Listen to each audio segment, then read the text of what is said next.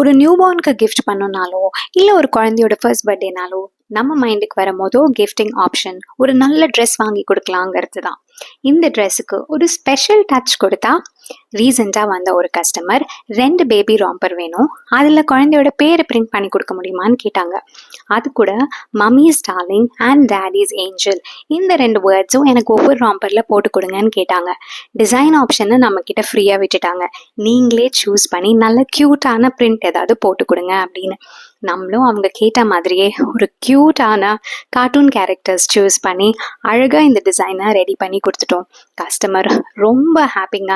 அது மட்டும் இல்லை, அவங்க ஒரு சின்ன லெட்டரும் எழுதி அனுப்ப சொன்னாங்க. ஸோ நம்ம என்ன பண்ணோம், ஒரு கார்டு போட்டு அதில் அந்த லெட்டரையும் ஆட் பண்ணி அனுப்பிச்சு விட்டோம். இந்த மாதிரி டிஷர்ட் கஸ்டமைசேஷன் மூலயமா ஒரு ஸ்பெஷல் அக்கேஷனை ஒரு மெமரியாக க்ரியேட் பண்ணலாம் அண்ட் அதை நீங்கள் ஃபார் எவர் செரிஷ் பண்ணலாம். உங்களுக்கு இந்த மாதிரி கஸ்டமைஸ்ட் டிஷர்ட்ஸ் வேணும்னு நினச்சிங்கன்னா மறக்காமல் டிஎம் பண்ணுங்கள்.